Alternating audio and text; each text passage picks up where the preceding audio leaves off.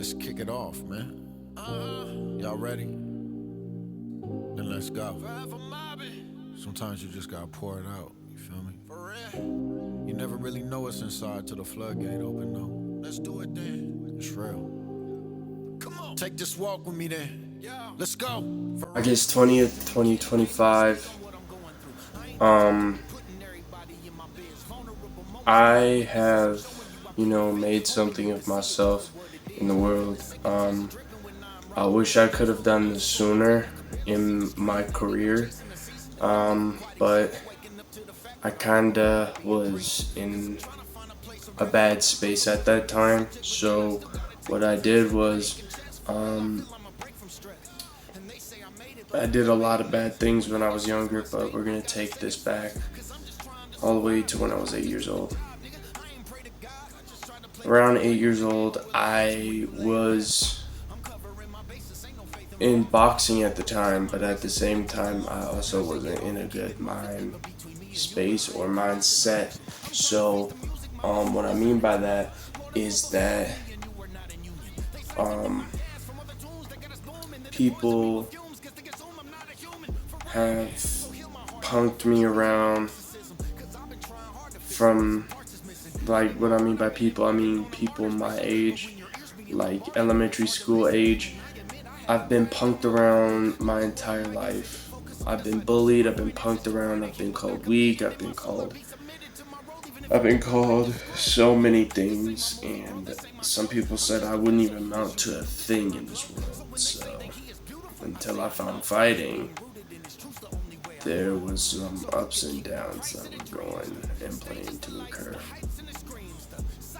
So when I was 8, again, I joined boxing, and not only was I being punked around at school, I was punked around at home, and I was punked around a lot at the gym too. So I remember I made it for about a few months, and then I left boxing to go play basketball. And then after basketball season ended, I remember I got into my first fight as a freshman. And then I decided to go back to boxing. In a moment of going back to boxing, things were like looking up because my hand at the time, after I had my accident, almost killed me. I could have been killed. Is much better and functioning. So when I was done with surgery, I wasn't for sure if I was ever going to be able to do anything or move my hand ever again. So when I went back to boxing and my hand was working, I had a deeper connection with it. So I remember, fast forward 2 years, I was still there, no fights under my name. 3 years, 4 years, and then we left. Reason why I say that is because we weren't happy there. And then we found a different gym. Well, actually, we found a professional MMA fighter who was going after the Fury FC world title at the time. Was like, come on down to the gym that I'm at. So I go down to the gym that they were at, and I loved it. And then next thing you know,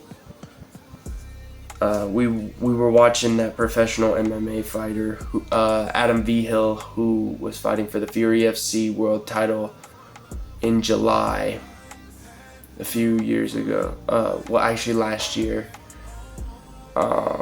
Well, not last year, a year ago. But yeah,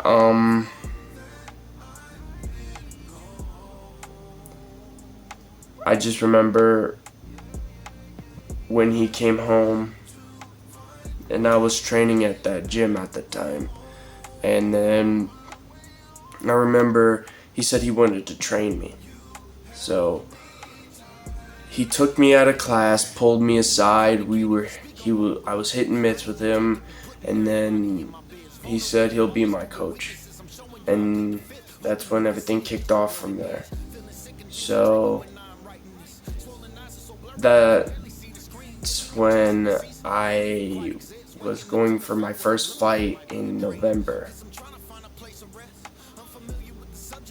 Now, my first fight has a sad backstory. A lot of you guys know. We had a family member who was in the hospital on a defibrillator and life support, and the doctor said he wasn't going to make it through the night. So I just kept the next day positive, and then, well, actually, something in me at like boxing class that night, something turned on. So then when I was sparring people, I was just wailing on everybody. Like, not hurting them, but I was just wailing on them. And then afterwards I felt a little bit confident, but a little bit hurt at the same time, because I didn't know well, first of all, it was my uncle. So I didn't know if my uncle was going to make it overnight. So the next day, I kept the whole day positive, happy, and then as soon as I get to the car, I asked my mom, I'm like, hey, how's my uncle doing? How's uncle doing? And then she took one big sigh and said he was gone. I never expected to hear he was gone. So all I did know, I didn't even want to go to Muay Thai class that night because I was so hurt. I didn't even want to train. I didn't even want to do a thing.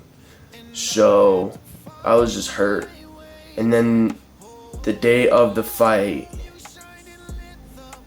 I'm not gonna lie to you, I was so nervous. This was my Muay Thai debut, and as soon as half of the people from my school came out to Littleton, Denver, just to watch me fight at the South Suburban Sports Complex, and I fought against this gym called Black Sheep, and their guy was William Bode.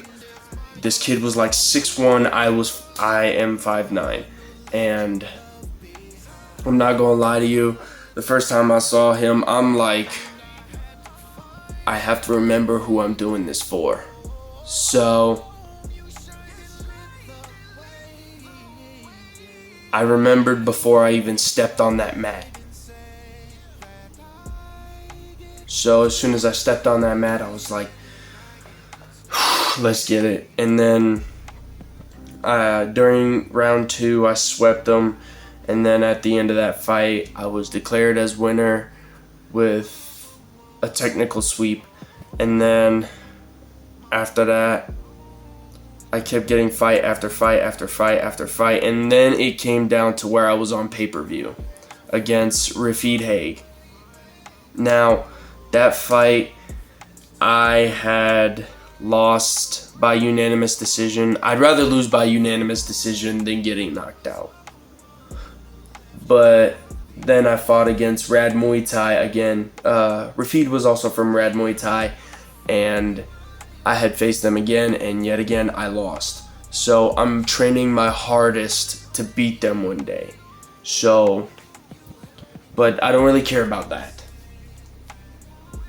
But what does matter to me is that, like, losing is not just a loss. It's also to gain experience. And most of all, to remember. To not give up. No matter how difficult things get, and no matter how hard life throws hard punches, you still keep going. I was reminded by so many people. I was reminded by Henry White. I was reminded by Adam V. Hill. I was also reminded by my mom, who really had supported me throughout this journey. And to be honest, I'd never really, come this far without her support and I really wouldn't have made it this far without her wisdom and her words of encouragement. And to be honest, I wouldn't be who I am today without her. Fast forward, I will be fighting probably for the IKF Point Muay Thai State Championship. Probably. And that means I could come home with a title. But I know exactly who I want to do this for. I'm doing this for my Lord and Savior.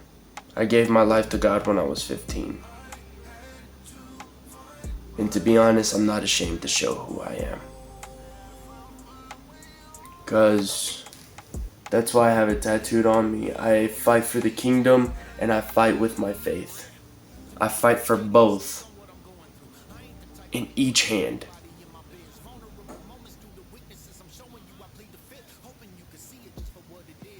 But most of all, I fight for the change in youth today. I fight so that way these kids do not have to turn to the streets and gangbang, kill each other, and most of all, even, doing all these drugs. And to be honest, a lot of people look at me like he's just some random adult who started a gym from his garage and with a beat up bag and some mitts and some gloves along his wall. Yeah, a lot of people can look at me that way, but I promise you, one day I'm gonna be a pro, and then I want my whole family to come with me to fight in the UFC. If I win my title and once I retire and then the UFC takes back their title, I don't care, it's just a belt. I have so many other belts that can, clarify that I'm still a world champion. Whether that be from Fury, whether that be from the LFA Octagon, Tough Enough, PVL, or the WBC World Muay Thai Champion, WBC Boxing, WBO, IBO, WBO. It doesn't matter to me. What does matter to me is that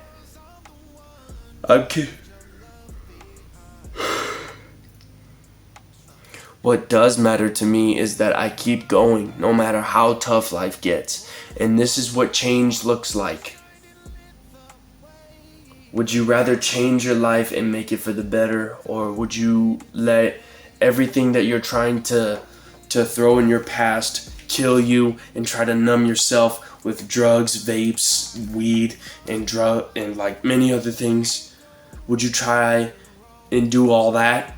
Or would you want to make something of yourself and get out there and right your wrongs? Yeah, you can't change your past, but you can change your future. I changed my future from going from stealing and lying and being deceitful to probably I could have had like a jail record, to finding God, and he led me to the cage and the ring and the mats and the gloves, and then I never looked back. Can you do that? But you also gotta have that fire in you. Find something that you feel like that is your passion. For me, it's the ring, the cage, and the mats. Those are my biggest tools that I will forever have. And no matter how much life hurts, I'm gonna still continue with what I've got. So, real quick, this championship, the IKF, I have 4 wins, only 1 defeat, 1 finish by knockout.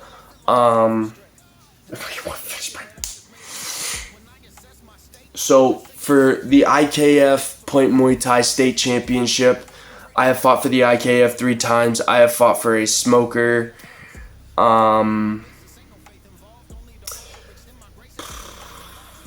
I have 3 wins in the IKF and only 1 loss. And 1 smoker. So I have a record of 4 wins, only 1 defeat, and only 1 win comes in by way of knockout. Yeah, we have come so far, and right now I've also fought for the PBSC. That's the point boxing circuit. I have 2 wins there. I'm undefeated in boxing. I have a kickboxing record of 0-1, and I'm gonna fix that. But to be honest, quite frankly, numbers don't care to me. But to be honest, they help me keep count of how many fights I have. I have 8 fights. My general amateur record is 6 wins, only 2 losses. It's been tough